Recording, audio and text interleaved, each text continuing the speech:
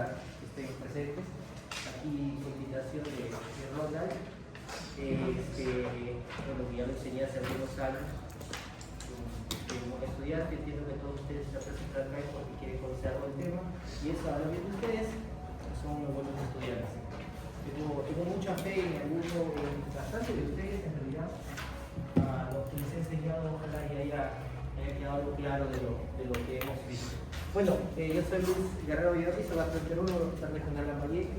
Vamos a hablar un tema sencillo, vamos a tratar de que sea lo más fácil posible para no aburrirnos, ¿no? Porque ya a esta hora todos estamos cansados.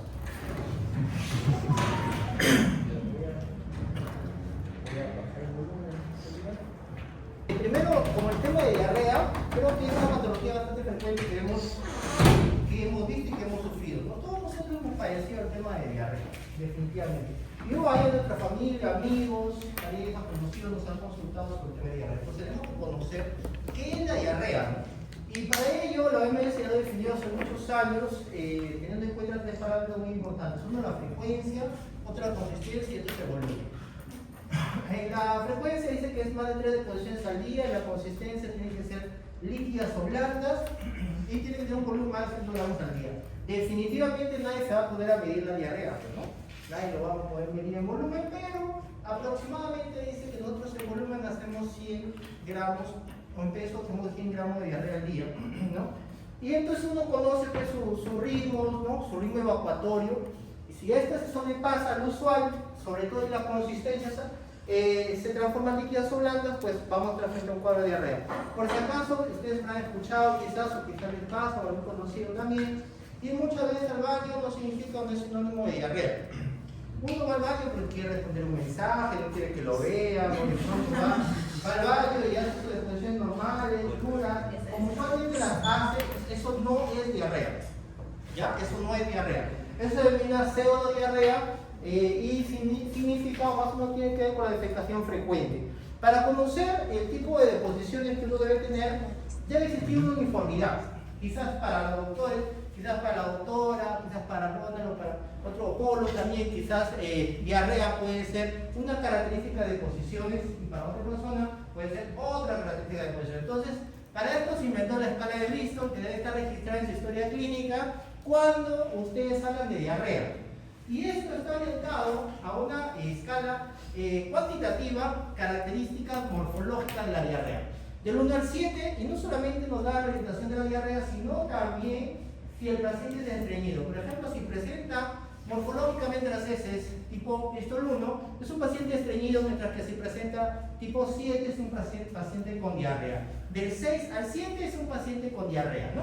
Las 5 y 6 son las famosas heces pastosas, ¿no? Y si están aumentadas en volumen, podemos constituir un cuadro diarreico, ¿ya? Entonces, cuando hablamos de diarrea, tenemos necesariamente que describir la escala de Bristol, porque eso nos da una idea y además nos permite hacer la comparación de acuerdo a lo que el paciente nos dice. ¿Cómo se clasifica la diarrea?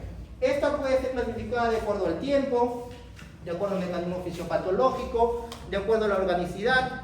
Lo vamos a ver. En el tiempo puede ser aguda, persistente o crónica. De acuerdo a la fisiopatología puede ser acuosa, dentro de la cual se encuentra la diarrea osmótica y secretora. También puede ser una diarrea inflamatoria o una diarrea esteatorreica. Entonces, cuando les digan cómo se clasifica la diarrea de acuerdo al punto de vista fisiopatológico, esos son los tipos de diarrea. De acuerdo al tiempo, este es el tipo de diarrea. Hoy nos vamos a centrar exclusivamente en lo que es la diarrea de etiología aguda. De acuerdo al origen, tenemos diarrea del intestino delgado y diarrea del colon. ¿Hay diferencias etiológicas? Sí la hay, sí la hay. Y entonces ustedes tienen necesariamente, cuando entrevistan a un paciente con diarrea, tienen que describir todas esas características de la clasificación de la diarrea, como son el tiempo, cómo es un mecanismo con el volumen nos da una orientación, si es una diarrea de intestino delgado o de colon, que lo vamos a ver posteriormente. Y luego hablamos de la diarrea funcional y orgánica. La funcional, la que está asociada al síndrome de intestino irritable, que probablemente muchos de ustedes hayan escuchado, estudiado o sufrido, padecido también de colon irritable, ¿no? Sobre todo al final del ciclo, donde todo le da diarrea o le da estreñimiento, por los exámenes. Miren, la fisiopatología de la diarrea es sencilla, ¿ya? Como unos matices, de acuerdo al mecanismo fisiopatológico, eso es cierto. Pero nosotros sabemos que más o menos con lo que ingerimos, con la secreción a nivel gástrica, con la secreción de las glándulas salivales, con la secreción biliar, con la secreción pancreática, llega al final del duodeno aproximadamente 10 litros. Es un montón, ¿no? Es un montón, 10 litros, miren, al día. Y el intestino delgado se encarga de absorber más del 85% de este volumen que llega finalmente al duodeno distal. ¿Ya? Se dice que el yeyuno más o menos absorbe 6 litros, el ilion, ¿no? 2.5 litros de la cantidad de volumen que llega al duodeno. Y pasa al colon 1.5 litros. De este 1.5 litros el colon se encarga de absorber, el colon también absorbe líquidos, ¿ya? No nutrientes, líquidos. 1.4 litros, por lo tanto, más o menos el volumen defecatorio es de 100 mililitros. ¿Ya? Ese es más o menos el volumen defecatorio. Entonces, se entiende por qué la OMS dijo que más de 200 lo podemos considerar diarrea. Muy bien, pero para que ocurra esto, tiene que desencadenarse un conjunto de eventos que tienen que, o se van a dar en la luz intestinal, que es la digestión, o en el epitelio, el ribete del cepillo del intestino delgado, que es la absorción, ¿verdad? Tiene que haber digestión, que las moléculas grandes, los carbohidratos, las proteínas, los lípidos se transformen en las unidades más pequeñas posibles, digestión, eso se llama digestión, y pueden absorberse a través de la mucosa del intestino delgado. Eso se llama absorción, ¿verdad? Entonces, como se dan cuenta ustedes, lo principal en la fisiología de la diarrea es la absorción, porque absorbe un montón, casi más del 90%, 99% prácticamente del líquido que llega al duodeno. ¿Qué pasa? Es que yo bloqueo la absorción. Yo puedo bloquear la absorción por distintos mecanismos. El primer mecanismo es que actúo sobre la digestión. De pronto no puedo transformar las moléculas grandes en moléculas pequeñas, ¿no? Y entonces no se van a poder absorber, ¿no? Los famosos síndromes mal digestivos por alteraciones enzimáticas que no pueden degradar las proteínas, los carbohidratos, los lípidos. Y o puede ser también que yo tenga una enfermedad sobre el epitelio. Ese epitelio que se encarga de absorber más de 9 litros, si es que yo lo tengo inflamado, si es que yo lo tengo dañado, o hay una bacteria que la está lesionando, entonces no se va a absorber. Esos 9 litros que llegan al duodeno finalmente van a llegar al intestino y se van a terminar expulsando, ¿cierto? Porque hay una disminución en la absorción. Y esto puede darse a distintos niveles. Puede ser por un problema congénito, puede ser por un problema autoinmune, por ejemplo, enfermedad celíaca, que ataca a los enterocitos. Puede ser una bacteria que se encarga de inflamar el enterocito y por lo tanto no cumple la función absortiva, ¿verdad? Y puede haber un mecanismo adicional aquí, que es una bacteria o una toxina que se encarga de favorecer no la absorción, sino la excreción de líquido, ¿ok? Y entonces aumenta el volumen, no se absorbe, se produce la diarrea. Entonces, todos los mecanismos fisiopatológicos, diarrea acuosa, la diarrea, bueno, cosas en la historia osmótica, tienen que ver con este mecanismo de absorción, digestión y absorción. De acuerdo al tiempo, aguda es cuando menos de 7 días, persistente de 7 a 28 días y crónica cuando pasa los 28 días, ¿ya? ¿Y por qué es importante esto, doctor? Tomen en cuenta 7 días a tenerlo presente, porque este es uno de los indicadores para algunas guías clínicas de empezar a usar el uso de antibióticos, que era el tema inicialmente. Si utilizamos o no antibióticos al tema de la diarrea. Centrándonos en la diarrea aguda, netamente, esta puede ser desencadenada por mecanismos infecciosos, por fármacos y por otras causas. Entre los mecanismos infecciosos tenemos los virus, las bacterias, los parásitos, los hongos y aquellos parásitos ubicados en grupos de alto riesgo, por ejemplo, los pacientes inmunosuprimidos o homosexuales. Bien, entonces, estas son las diarreas de causa infecciosa. ¿Quién ha tenido un cuadro diarreico en la niñez? Todos, ¿no? ¿Saben quién es el agente infeccioso más frecuente de la diarrea de los niños? El rotavirus. ¿Por qué creen que dentro del calendario de vacunación está el rotavirus, ¿verdad? Dentro de la vacunación.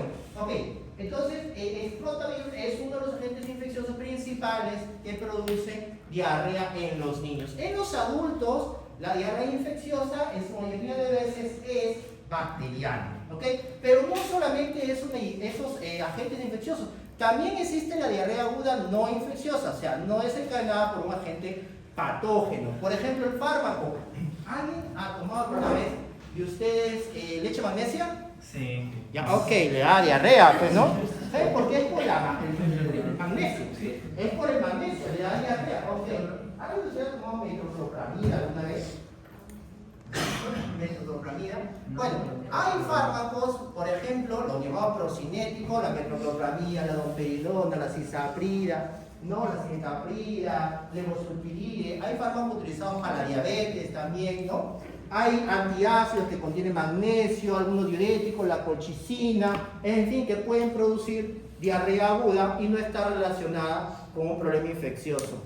Y otras causas más, por ejemplo, la colitis isquémica, el primer brote de la enfermedad de Crohn, colitis ulcerativa, intoxicación por metales pesados, el alcohol que ustedes no lo conocen y la alergia a los alimentos. Bien. Alérgico al alcohol, ¿no? Alérgico al alcohol. ¿Sí hay alergia al alcohol? Sí hay alergia al alcohol, por cierto. Sí existe la alergia al alcohol. Yo tenía un compañero que cada vez que tomaba se ponía rojo. ¿No? O sea, él no podía tomar. Bueno, habíamos hablado que hay características de la diarrea que viene del intestino delgado y la diarrea que viene del colon. La diarrea que viene del intestino delgado es acuosa, es abundante. ¿Alguna vez alguien es intolerante a la lactosa? Aquí, sinceramente, que me lo diga. ¿Alguien de ustedes es intolerante a la lactosa? ¿Profesor, usted? Muy bien, cuando toma lactosa y después de unas horas y va al baño, se va a percatar, esa es la diarrea típica del intestino delgado. Muchas flatulencias, distensión abdominal, mucho volumen de las deposiciones, dolor periumbilical, esa es la característica típica de la diarrea del intestino delgado. ¿Ya? En cambio, la diarrea del colon, específicamente del colon izquierdo, es en poco volumen. Es en poco volumen, pero está como el pato, que quieres ir y hacer tus deposiciones, y las deposiciones son pequeñas, en poca cantidad, y puede asociarse el tenesmo rectal. ¿Qué es el tenesmo? Quiere decir que No, vas al baño, claro, tienes la sensación urgente de ir al baño, pero vas y no puedes defecar. Ese es el tenesmo rectal. ¿Ok? Entonces, eso es de la diarrea, y el dolor abdominal de la diarrea del intestino delgado es periumbilical, mientras que la diarrea del colon es principalmente hipogástrico o en flancos, donde se ubica el marco colónico. ¿Ok? Muy bien. Ya habíamos hablado de esto, solamente para recordar el agente patógeno más frecuente de diarrea aguda infecciosa en adultos, ¿cuál es? El E. coli. Así es, el E. coli. Y este E. coli tenemos muchos serotipos: enterotoxigénica, enterohemorrágica, enteroinvasiva, enteroagregativa, enteropatógena, y todo lo que quieran descubrir adicionalmente. Pero hay otras especies, como por ejemplo el Campylobacter, la Salmonella, la Shigella, el Clostridium, el virus, el adenio, el rota, en parásitos, el famoso Yardia. ¿Ya? La Yardia lamblia es un parásito que se ubica principalmente, es un protozoo flagelado que se ubica en el intestino delgado. ¿Y qué tipo de diarrea va a producir la Yardia? Es una diarrea explosiva, se le llama, porque vas al baño y expulsas mucho gas junto con bastante deposiciones, porque es una diarrea del intestino delgado. Y la diarrea no infecciosa, bueno, aquí ya habíamos hablado, algunos AINES incluso, puede producir diarrea no infecciosa. El misoprostol, productos herbales, metales pesados, en fin. Miren, hay que tener en cuenta que hay factores de riesgo que nos hacen pensar que esta diarrea puede ser originada por determinado agente infeccioso. Yo sé que eso les gusta preguntar mucho en los exámenes del ENAC, del internado, de la residencia, pero la parte práctica en realidad no es muy creíble, no siempre coincide. Por ejemplo, típico caso que le suelen colocar a los alumnos de medicina es paciente, ¿no? Puede ser joven, adolescente, criador de aves o que tuvo en contacto con aves, ¿no? Y presentó un cuadro diarreico después, ¿no? Y ahí tienen los agentes. ¿Quién es el agente más frecuente? Campylobacter, ¿no? Campylobacter. Y así tiene distintos patógenos. Por ejemplo, también te pueden preguntar la asociación entre el Campylobacter y la artritis reactiva, ¿ya? Artritis reactiva también te puede producir, o sea, dolor articular de causa no inflamatoria, específicamente en las articulaciones. Muy bien, Shigella, bueno, la shigella, ¿no? Generalmente se presenta como disentería. La salmonela, aquellos que consumen huevos, ¿no? Y van a su pollito que tiene ahí su gallinita en su piso, en su techo, no sé, lo tienen bajo, que es un huevito, lo van preparando, se lavan las manos, contaminado el huevo con la salmonela, salmonelosis, ¿no? El vibrio, bueno, casi ya no se ve, ¿no? Bueno, yo no he visto casos de cólera, para ser sincero. Esto fue en los años 90, ustedes ni nacían y yo recién tenía 2 años, creo. Pero tuvo una epidemia muy significativa en mortalidad, ¿no? ¿Y saben cómo se contagió el cólera? Que aunque ahora está controlado, pertenece a la historia de la medicina y a la evaluación de la epidemiología del país, de salud pública, usted lo ha llevado. ¿Cómo se contagió el cólera? ¿Cómo se contagió el cólera aquí en el norte del país? ¿Deposiciones en los ríos? ¿Cómo? ¿Deposiciones en los ríos? Claro, ese era el medio de transporte, los ríos. Pero ¿saben qué comían? ¿Saben cuál era los mariscos, así, las palabritas o conchitas que ustedes han visto? Aparte de contagiarte de hepatitis B, te puede contagiar del cólera, ¿ya? Los mariscos y pescados eran el medio de contagio, porque pues iban a hacer sus deposiciones a la playa. Y justamente en los tiempos de verano es donde se daban estas epidemias. Clostridium difficile. Yo tengo un paciente, por ejemplo, que de pronto está hospitalizado por una neumonía y le dieron vancomicina, meropenem, ertapenem, cilastatin, todo lo antibiótico que se le ocurrió darle al interno, y luego presenta un cuadro diarreico, ¿no? Un cuadro diarreico agudo con expulsión de membranas en las heces. Eso se denomina colitis pseudomembranosa. También pregunta de examen que se le suele hacer bastante a los estudiantes es ¿cuál es el tratamiento de la colitis pseudomembranosa? ¿No? Y el tratamiento de oral lo vamos a ver después. ¿O cómo hago el diagnóstico? Pidiendo las toxinas A y B en la materia fecal. ¿Ya? Muy bien. En Yardia, aquellos que pues se van al río, ¿no? No, me voy al río, dicen, me voy a la sierra, ahí los ríos son más naturales. Son naturales, no sé qué, claro, naturales puede estar rodeado de naturaleza, pero tú estás tomando agua acá y 2 cerros más arriba hay una persona que está haciendo sus necesidades, un animalito que está haciendo sus necesidades, y tú pruebas el agua súper fresca, ¿no? Y te puede estar contaminando de Yardia, ¿no? De Yardia. Yo sé que ustedes pues, tienen ultrafiltro, ¿no? En sus casas, pues, el agua es súper potable, desinfectada, de pronto consumen agua embotellada, nada más de marca, ¿no? Bueno, también deben pensar en algunos agentes propios de los pacientes inmunosuprimidos que lo vamos a ver posteriormente, ¿ya? Muy bien. Miren, si hay alguna forma de diferenciar entre una diarrea de causa infecciosa y no infecciosa, tiene que ver más o menos con el cuadro clínico. Una diarrea de causa infecciosa va a tener síntomas generales, dolor abdominal, náuseas, vómitos, fiebre, ¿no? Fiebres elevadas, ¿ok? Va a tener en las heces, y es lo que ustedes siempre deben preguntar en las características semiológicas al momento que evalúan a un paciente con diarrea. ¿Tiene moco? ¿Tiene sangre en sus deposiciones? ¿Por qué? Porque es un signo muy importante que estamos frente a una diarrea inflamatoria. Ojo, no toda diarrea inflamatoria es infecciosa. Por ejemplo, la enfermedad inflamatoria intestinal, colitis ulcerativa, enfermedad de Crohn, es una diarrea inflamatoria no infecciosa. Pero la gran mayoría de diarreas inflamatorias infecciosas van a conllevar o van a tener ese cuadro sintomático. ¿Ok?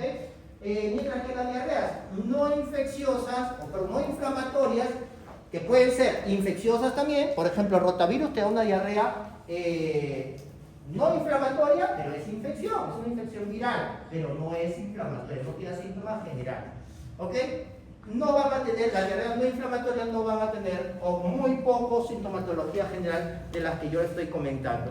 ¿Y por qué es importante eso, doctor? Es importante porque de ello va a depender qué examen le voy a solicitar a mi paciente y qué tratamiento le voy a dar. O sea, el día de hoy ustedes al menos tienen que aprender a manejar diarrea, ¿no? Cada vez que ustedes han tenido diarrea, yo estoy seguro que su abuelita, el de la costa, la bodeguera, la señora de la bodega, ¿qué antibiótico le decían que tomen? Sulfas, ya sulfas, por eso generó resistencia. Por eso generó resistencia, porque todo es sulfas. El Bactrim, ya, el Bactrim es un chiste, la verdad. Solamente pacientes inmunosuprimidos por ahí que necesitan cariño. Pero, ¿qué otro médico más? Enterogermina. Nada, no se le debe hacer mal. Enterogermina. Antibiótico. Ciprofloxacino. Ciprofloxacino, es el que estamos indicados. Todos van a terminar 7 años de su carrera para indicar ciprofloxacino. Y se lo digo porque yo tengo 11 años con especialización y todo y sigo dando ciprofloxacino. Pero van a ver que es el medicamento, ¿no? O sea, es el que dice la guía. La pregunta es, ¿darlo o no darle antibiótico? Ese es el tema y lo central en esta exposición. Primero que paciente con diarrea, tenemos arriba un cuadrito muy chiquita, falta de enseñarle, explicarle. Bien, miren, paciente con diarrea. Lo primero que tenemos que preguntar si el paciente es un paciente, ver el estado de hidratación del paciente, hidratarlo. Un paciente que tenga diarrea, así estés tú en la punta del cerro, así tú estás con las aguarunas, ya, incomunicado, lo que tú tienes que hacer a la diarrea es hidratarlo, ¿ya? Es hidratarlo definitivamente. Si no tolera hidratación vía oral, lo que tienes que hacer tú es darle hidratación parenteral. La hidratación parenteral es endovenosa, ¿ok? Con solución polielectrolítica, con lactato Ringer o en sus últimas circunstancias, el cloruro de sodio, ¿ok? Y tienes que preguntarte, ¿hay fiebre persistente? ¿Hay moco y sangre en las deposiciones? ¿Tiene antecedente de viaje reciente? ¿Tiene dolor abdominal significativo? ¿Tiene signos de sepsis? Si está taquicárdico, está hipotenso. Evalúas tú conjuntivas, evalúas tú mucosas orales, signo del pliegue en los niños, ¿ya? Aunque no crean, todavía mueren niños con cuadros diarreicos mal hidratados. ¿Qué más ves? El paciente es inmunosuprimido, ¿no? O el paciente estaba hospitalizado recientemente. Si una de estas preguntas serían positivas, yo tengo que evaluar el estado de gravedad del paciente. Si un paciente con estado de gravedad leve, yo le puedo dar sintomáticos. Además de hidratación, le voy a dar al paciente, por ejemplo, el bismuto. El bismuto es una magia realmente, porque ayuda, no solamente es un antiácido, sino que ayuda en el tratamiento del Helicobacter, como ustedes lo han repasado, o lo han visto cuando llegó a la especialidad. Ya, genial. Eso vamos a ver por los ejemplos de hidratación. Entonces, pero si es que el paciente que está en un estado de gravedad moderado, severo, que imposibilita la actividad física del paciente, entonces tienen que pedir un examen de laboratorio para identificar o aislar el germen, por ejemplo PCR o un coprocultivo. Y el tratamiento va a ir orientado al aislamiento del germen o, en su defecto, a la posible etiología relacionada con el cuadro diarreico. Y ahí es de donde se desprende la idea del ciprofloxacino, porque como verán ustedes, la primera línea terapéutica del cuadro diarreico infeccioso es el ciprofloxacino. ¿Ok? Muy bien, eso es lo que dice ese cuadro de una escuela americana, y este es otro muy parecido, por cierto. Dice que si el paciente tiene diarrea, pero ningún síntoma general, no hay fiebre, no hay dolor abdominal, vengo diarrea, voy 5 veces al baño, ok, hidrátate bien. Tienes dolor, un analgésico, tienes vómito, un Gravol, un dimidrinato, y te damos sale de bismuto, el famoso subsalicilato de bismuto, el bismutol, que todo el mundo lo puede adquirir fácilmente en una farmacia, ¿no? 15 mililitros cada 8 horas, más o menos 5 o 7 días, se acabó el cuadro diarreico. Me preocupa aquellos pacientes que tengan una deshidratación significativa, que tengan fiebre elevada, persistente. Miren ustedes, claro, estas guías clínicas siempre se orientan a lo muy teórico, pero en realidad no se van y no evalúan o no analizan la realidad de la salud pública en cada país, ¿no? ¿Por qué? Porque yo no voy a estar esperando que el paciente tenga 48 o 72 horas de fiebre para yo hacerle un examen de heces, ¿no? No tendría sentido esperar tanto tiempo. O para darle un tratamiento antibiótico, no tendría sentido. Generalmente lo que hacemos es que si vemos a un paciente con signos de infección sistémica, pues tenemos que arrancar el antibiótico, a pesar que no tenga o no se pueda realizar los exámenes, porque a veces no tiene recursos para realizarlo, ¿verdad? Y esto es lo que nos dice ese cuadro Y acá, bueno, pues este es un resumen también de los dos cuadros, bastante interesante. Siempre tienen que preguntar a ustedes la anamnesis, ¿no? El dato epidemiológico es muy importante, los viajes a zonas endémicas. Yo una vez viajé a la sierra y sinceramente no sé qué es lo que pasó, pero fue brutal ese cuadro diarreico. Yo no sé lo que comí, yo fui a comer un restaurante normal, yo creo que fue una diarrea del viajero. Ustedes saben que los extranjeros cuando vienen a Perú les recomiendan que anden con su tratamiento de diarrea del viajero. Tienen que andar con tratamiento porque nuestra flora bacteriana parasitaria que nos rodea cotidianamente no es la misma que les rodea a ellos. Y cada vez que tienen, yo tuve un amigo cuando estaba trabajando en Lima, en el hospital Loaiza, un holandés. ¿No? Nos fuimos a comer, nos fuimos así, un holandés así como de 2 metros el gringo, pero muy amigable, ¿no? Nos fuimos a comer un chifa afuera del hospital Loaiza. Quien no conoce el hospital Loaiza es como la Mercedes, pero irse a comer, pues, o sea, prácticamente así de carretilla, ¿no? Nos fuimos a un chifa, y ustedes saben que los chifas de Lima pues, son de dudosa procedencia. Pero nos fuimos, pedimos, y pues el holandés, yo creo que ya venía nada más a compartir con nosotros. Al día siguiente no fue a la rotación, ¿no? No fue a la rotación porque pobre holandés me terminó con un cuadro diarreico. Y bueno, pues es diarrea del viajero, ¿no? Nosotros normal, habíamos comido el mismo plato y todo, pero normal. O sea, nuestros gérmenes no los tenía él, ¿no? Definitivamente, no se compartían los mismos gérmenes. Bueno, la exploración física es fundamental, ¿ya? La evaluación inicial tenemos que ver y sospechar clínicamente sería un cuadro infeccioso significativo. Si no lo hubiera, la evaluación ni siquiera necesita examen de laboratorio. Si ustedes, ¿cuántas veces tiene diarrea? 3, 5 veces. ¿Cómo está? Bien, sí, molesta, pues si al baño todas las veces, no está escaldado el paciente, pero no, tiene fiebre, no, dolor abdominal, no, vómito, no está comiendo más todavía, dice. Entonces, sintomático, nada más, turbimuto, ¿no? Pero si hay cuadro infeccioso es significativo, yo soy de la idea de arrancar antibióticos y bueno, pedirle los exámenes laboratoriales, ¿no? Es una necesidad. Bueno, y acá viene lo importante del tema que me he pasado diciendo que por favor, nunca se muere un paciente por deshidratación, es un pecado. Es un pecado porque yo sé que van a encontrar cloruro de sodio en todos los lugares, en todas las costas, ¿no? Bueno, el buen cloruro de sodio, porque también hay el malo que ese sí te mata. ¿No? Si vieron ustedes el cloruro que estaba hiperconcentrado, una solución hiperconcentrada, hipernatrénica, ¿no? Así es. Pero bueno, pero para dar hidratación tenemos que saber cuánto está deshidratado, ¿no? Porque no es lo mismo deshidratar, no es lo mismo aquel paciente que tiene 3 diarreas al día que aquel paciente que tiene 15 diarreas al día, ¿verdad? Acompañado con vómitos, fiebre. Ok, entonces esto lo determina. El grado de deshidratación se clasifica en leve, moderada y severa, y para algunas bibliografías también existe el shock o shock hipovolémico por deshidratación. ¿Lo puede evaluar clínicamente?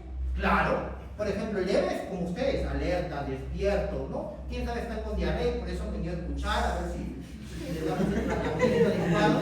Están ahí calladitos, pues están con la deshidratación leve.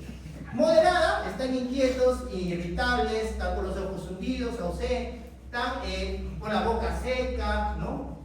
Ok, están con ganas de tomar agua. No piensen que ganas de tomar alcohol están con deshidratación moderada, no es deshidratación. Hay una pérdida de peso de 50 a 100 mililitros por kilo, más o menos 5 a 10 porcentaje del peso corporal. Y si es severa, pues el paciente está con los ojos muy hundidos, ¿no? No tiene lágrimas, ¿no? La boca está seca. Miren ustedes, todas esas características clínicas son las que ustedes tienen que identificar. Entonces, cuando ustedes tienen un paciente con diarrea, no es que yo no sé qué voy a hacer. Sí tienen que saber qué hacer.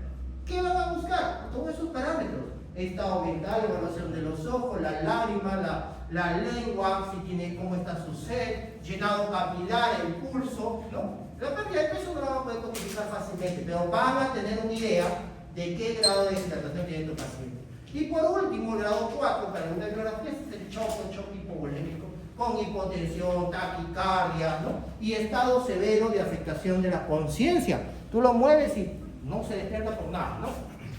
Ahora, el porcentaje de pérdida de peso es importante porque de esto va a depender lo que yo le voy a dar de hidratación.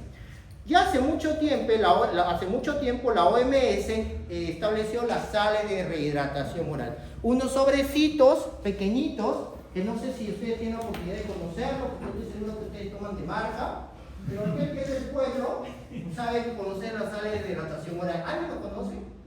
Nadie, mira, ¿te das cuenta? Nadie del pueblo, entonces todos toman de marca.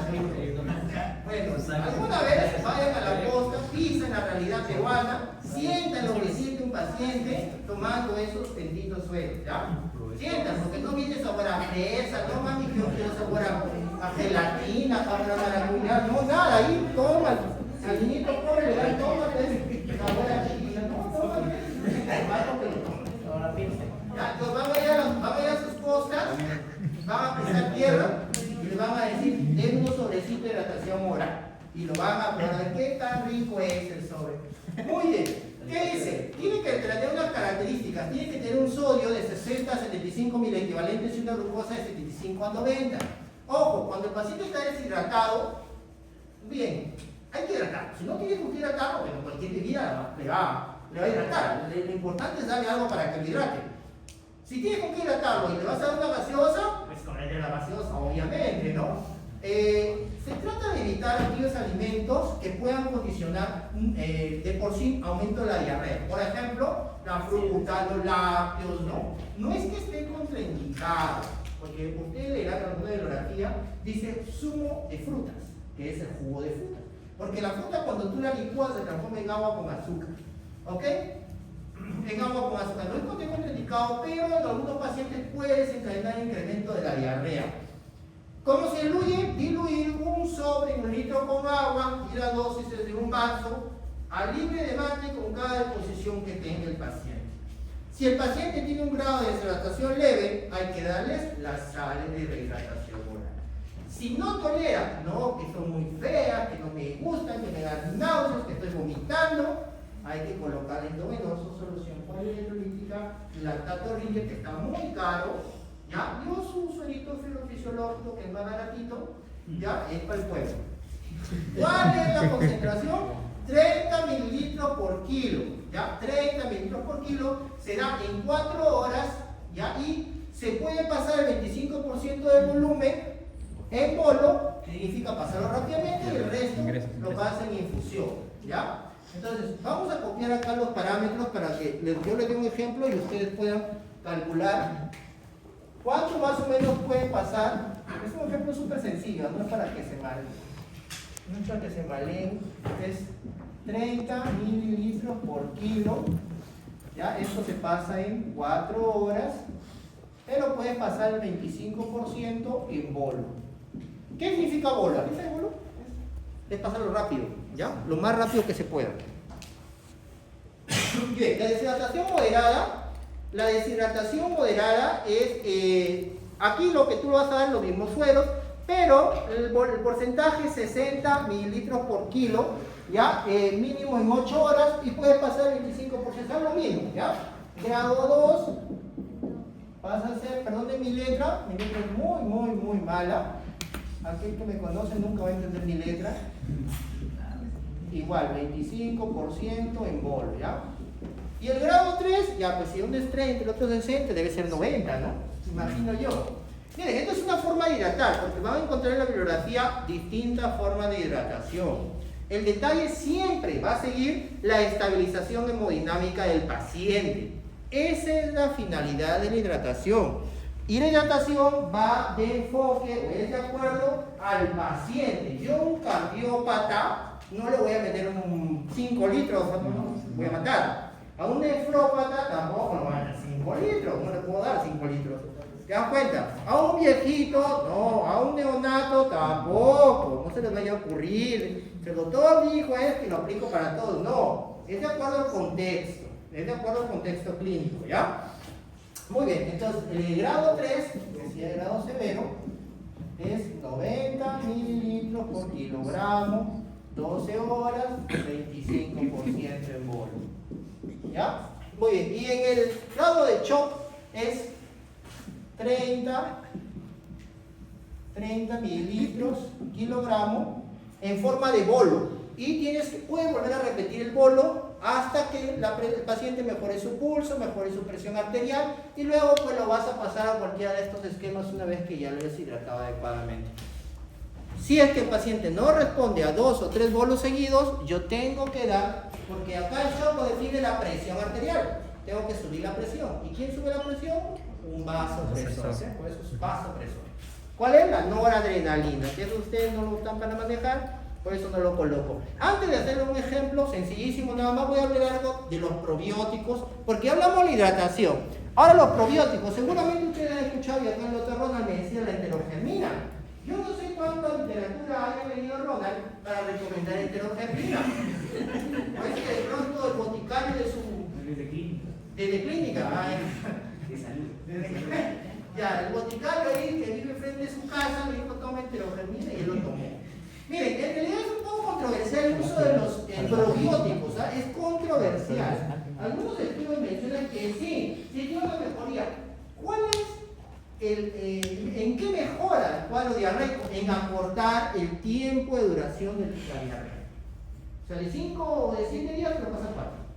Nada más. ¿Ya? Nada más.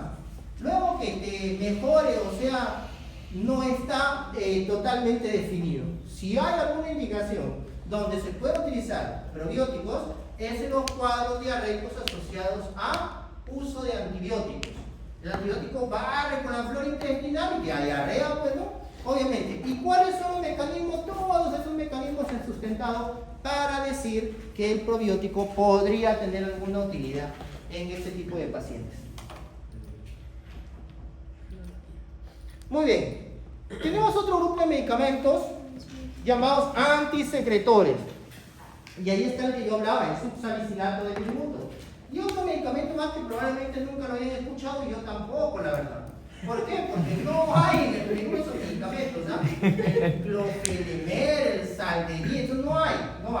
El subsalicilato de bismuto sí lo hay, ¿ya? Y su función antidiarreica, porque probablemente ustedes han escuchado para la acidez, indigestión, tómate un minuto, ¿no? Tómate incluso la propaganda que salía en la televisión, aquel que ve canales nacionales o que tiene cable o alguna plataforma de sus 90, ¿no? Pero lo que tiene la gente del pueblo, si ve los canales como América, Latina, ¿no? Bueno, ¿cuál es la función del subsalicilato de bismuto? El salicilato es el que tiene las propiedades antidiarreicas, antisecretoras, y se dice que sí tiene efectividad. Incluso los pacientes diarrea, como hemos visto, los pacientes con diarrea leve, incluso infecciosa, sirve el subsalicilato de bismuto. 15 mililitros cada 8 horas, apúntenlo ahí para cuando tengan diarrea, siempre y cuando no sean alérgicos. 15 mililitros, ¿desde aquí empieza, doctor? 15 mililitros cada 8 horas. Tienes que tomar hasta cada 6 horas, ¿ah? Por eso he venido, para que se eche un tratamiento. Cada 6 horas. Ahí está. Préstale, porque entonces lo voy a necesitar. Bueno, probablemente hayan escuchado el racecabrotilo, ¿no? ¿Alguna vez han escuchado el racecabrotilo? ¿Qué es el racecabrotilo? Es un inhibidor específico de la encefalinasa que previene la degradación de las encefalinas. ¿Qué es la encefalina? Es un neurotransmisor peptídico antisecretor endógeno que inhibe la secreción de nucleótidos cíclicos. En conclusión, ¿qué hace el racecabrotilo? Inhibe la secreción intestinal. ¿Ya? Es decir, conclusión, por eso dice antisecretor. De todo ese texto, solamente puede decir que es antisecretor. Sí ayuda, sí está demostrado que ayuda en la diarrea de los niños. ¿Por qué? Porque ¿cuál es el principal agente infeccioso en la diarrea de los niños? El rotavirus. ¿Qué antibiótico le vas a dar? Nada, pues no le vas a dar antibiótico, los antibióticos no hacen efecto. Por eso es que el racecabrotilo sí tiene evidencia en la diarrea de niños. Y en niños también se puede dar sin, pues, ¿no? Para evitar las recaídas, pero no es tema de discusión en este momento. Tenemos luego esto, ¿alguien de ustedes ha escuchado el Tobán? Probablemente sí ha escuchado. ¿Nunca ha escuchado? Ya, loperamida, en fármaco han escuchado loperamida. ¿Qué hace la loperamida? La loperamida dice, producción de contracción segmentaria del intestino, ralentizando el movimiento entre... Conclusión, ¿qué hace? Disminuye el movimiento intestinal.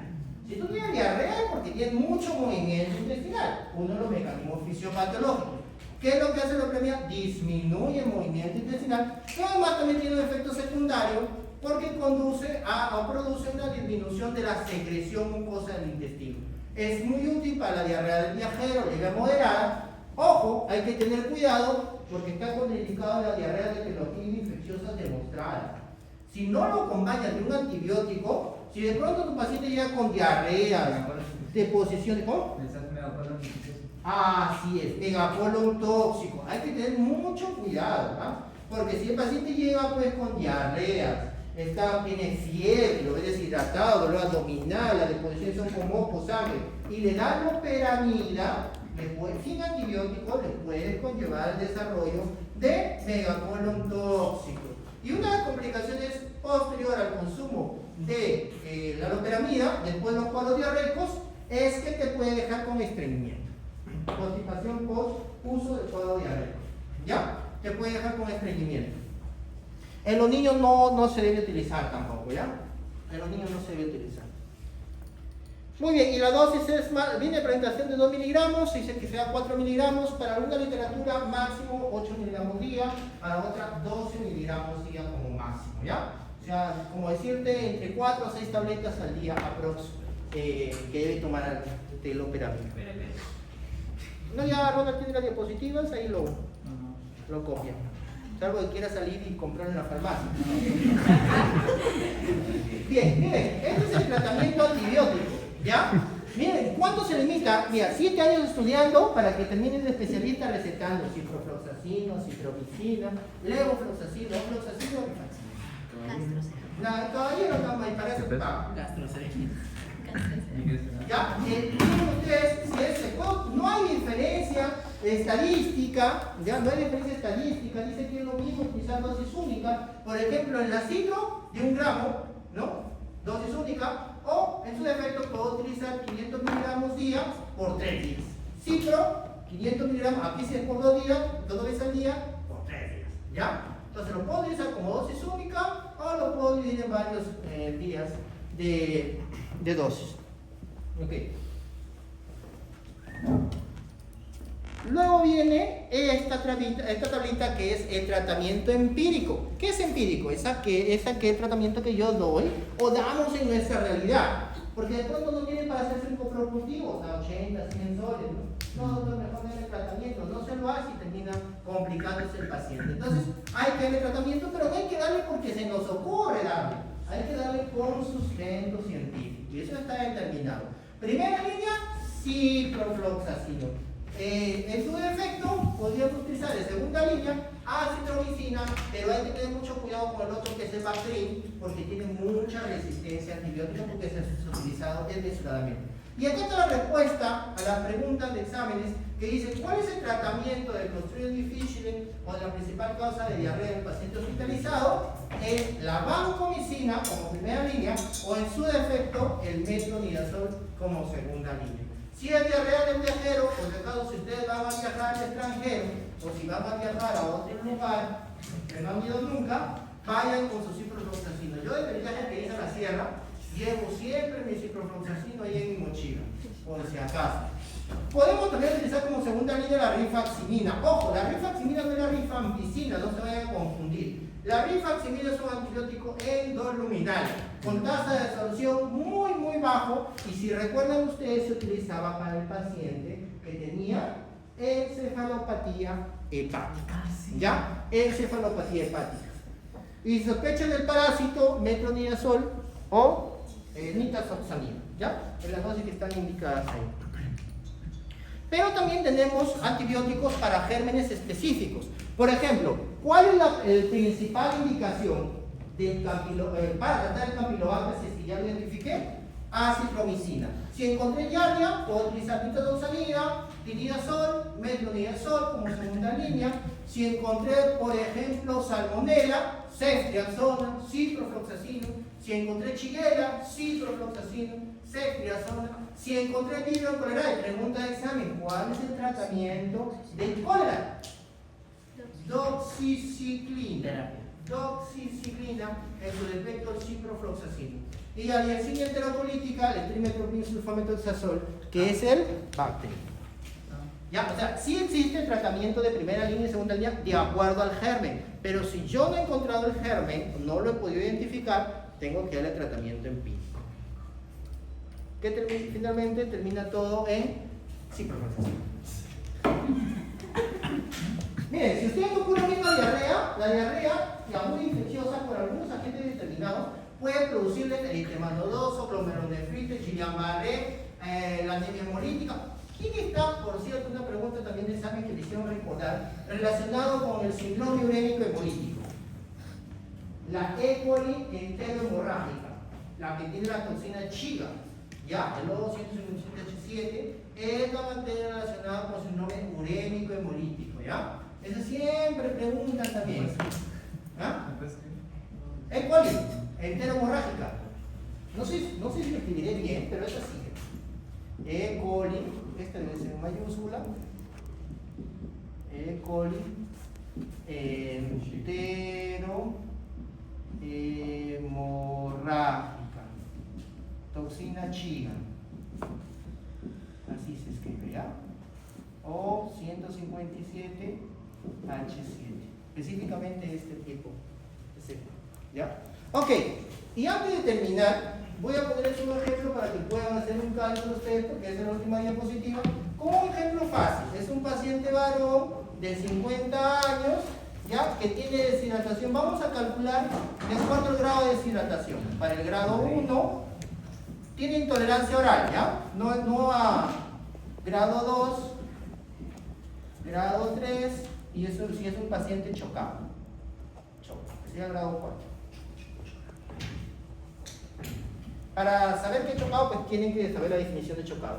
Por ejemplo, si es un paciente varón de 50 años que pesa 60 kilos, ¿ya?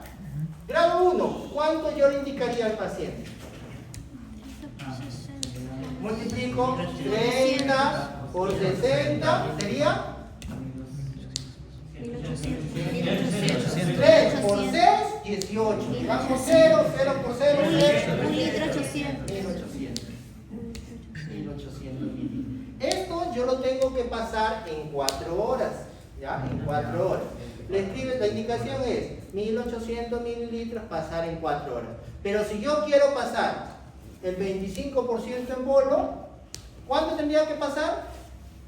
450 primero. 450. ¿Segura? Seguro. 450 mililitros pasar en bolo, y lo restante, que es 1800 menos 450, ¿cuánto es?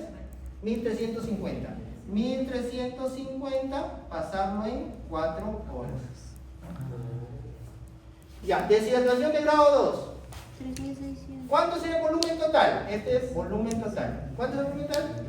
3.600. 3600. 3600 En 8 mililitros. horas. ¿Verdad? Ya, listo. Le voy a pasar, claro, en 8 horas el total, pero el 25% lo voy a pasar en bolo. Ya. ¿Cuánto sería? 900. 900 mililitros. Esto es En bolo. bolo. ¿Ok? ¿Y el resto? ¿Cuánto sería? 2.700. 2700 mililitros. ¿Pasar en cuánto? En 8 horas. En 8 horas. Listo. Y si es de grado severo, ¿cuánto sería? A ver, 90 por 5.600. 5.400. Mira, es fácil. En el colegio me enseñaron que cuando lleva 0 solamente multiplico los enteros. 9 por 6, ¿cuánto es? 54. Ya, ¿Está bien? Pues no me he equivocado entonces, ya. El 25% de 54, ¿cuánto? 1800. Claro, porque es más o menos eso. 1.350. 1300, ¿por qué me mientes?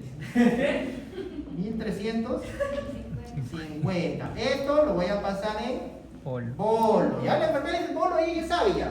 Bolo. Bolo, dice bolo, ya la enfermera ya sabe. Ya, ¿y el resto cuánto sería? 4.050. ¿Cuánto? 3000.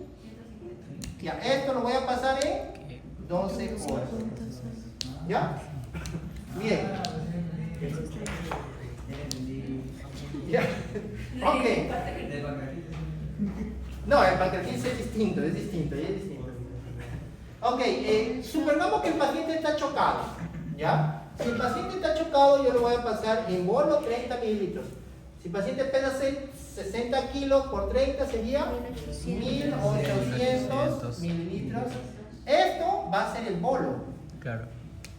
O sea, eso lo tengo que pasar en infusión rápida. Por ello es que algunos lo tienen que cuando el paciente está chocado, para cualquier tipo de choque, deben colocarle 2 vías endovenosos. Un suero aquí, un suero acá. Tienes que pasarle 2 vías endovenosos, sí o sí. Si el paciente no responde, yo le puedo, aparte del 25%, pues tengo que pasarle todo. Si el paciente no responde, puedo repetirle un segundo bolo.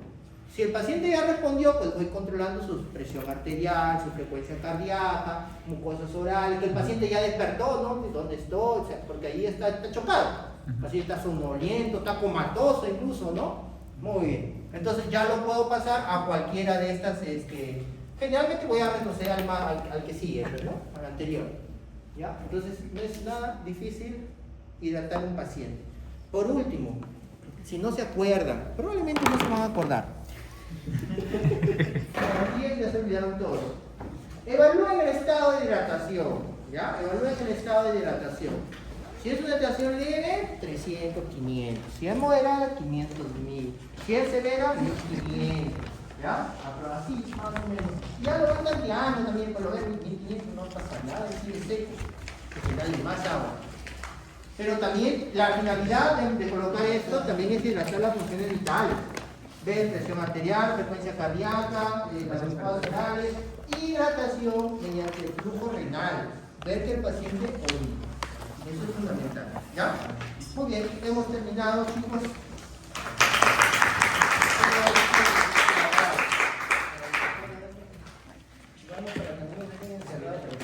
¿Cómo quedó Perú?